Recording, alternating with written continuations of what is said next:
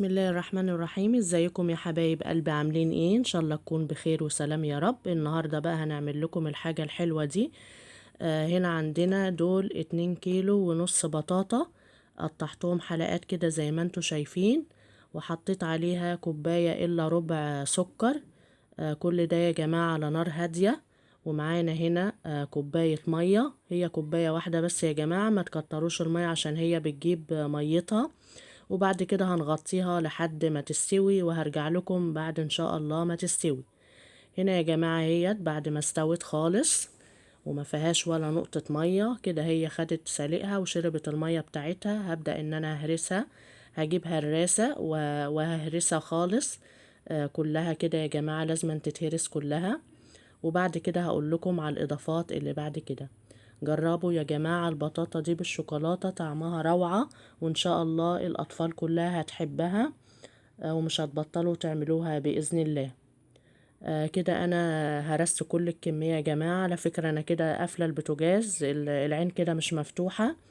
أنا كده هرسها كلها، وبعد كده هضيف على الكمية دي معلقتين زبدة.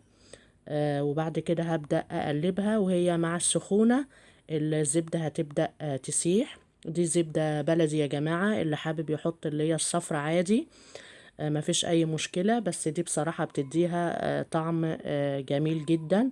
وهنحط كمان إضافة اللي هي فانيليا سايلة، بتديها ريحة وطعم جميل.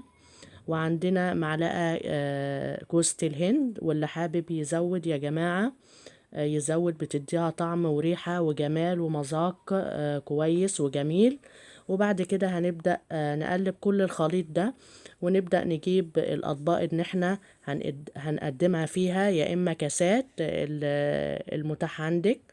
أنا هجيب أطباق وهملى كل الأطباق وهسوي السطح بتاعها. وبعد كده هقول لكم على إضافة تاني هتديها طعم، هتنقلها في حتة تانية خالص بالنسبة للطعم إن شاء الله.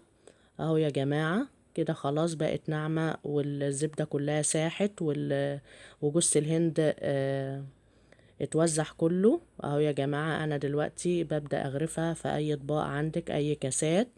بس نعمل حسابنا للطبقة التانية، يعني ما نملاش الطبق على الاخر، نبدأه بسيط كده علشان في طبقة تانية هتتحط في الوش. هبدأ انا اعمل كل الاطباق يا جماعة، وارجع لكم تاني علشان الفيديو ما يطولش عليكم. وبعد كده هقول لكم على الإضافة اللي بعد كده اللي هتتحط على الوش، وهتديها مذاق تاني جميل إن شاء الله. اهو يا جماعة خلصت كل الأطباق كده، وسويت الوش زي ما انتوا شايفين كده. وده يا جماعة صوص شوكولاتة أنا عملته لكم على القناة، اللي ما شافوش يدخل على القناة ويلاقي اللينك إن شاء الله. هنزل لكم اللينك برضو للي مش اللي ما شافوش.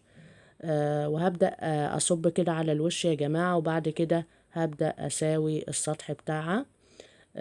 وصوص الشوكولاتة ده يا جماعة اقتصادي وسهل جدا لأي حد يعمله بإذن الله. والطريقة دي سهلة وجميلة، وإن شاء الله هتعجب الكبار والصغار، وإن شاء الله مش هتمنعوا تعملوها بإذن الله، هتعجبكم. وعايزة منكم دعوة حلوة ولايك وشير واشتراك في القناة. وبعد كده هوزع الشوكولاتة كلها يا جماعة، هتبقى طبقة وطبقة، طبقة بطاطا وطبقة شوكولاتة، بس بتديها مذاق تاني خالص يا جماعة. جربوها وإن شاء الله مش هتندموا. وعلى الوش بقى أنا هزوقها النهاردة. كان عندي فورماسير، اللي مش عنده ممكن يحط مثلا جوز الهند برضو على الوش، ممكن يحط سوداني برضو، تكسروه كده وتحطوه. اي حاجة يا جماعة تزوقوا بيها. واللي مش حابب اي تزويق برضو عادي، ممكن كده سادة. هي الشوكولاتة مع البطاطا بتديها طعم جميل جدا. اهو يا جماعة انا وش هرش كده على الوش فورماسير، بتديها شكل وطعم جميل، وقرمشة برضو مع الميكس ده كله بيديله طعم جميل وشكل روعة ان شاء الله، وهيعجبكم. اهو يا جماعة يا رب الفيديو بتاع النهاردة يكون عجبكم، وتجربوه بألف هنا وشفا يا جماعة. جربوه ان شاء الله مش هتندموا. واللي هيجربه ان شاء الله يكتب لي تعليق كده ويقول لي ان هو عجبته ولا لأ. وكده الفيديو يكون خلص، والسلام عليكم ورحمة الله وبركاته. دمتم في رعاية الله حبايب قلبي، مع السلامة.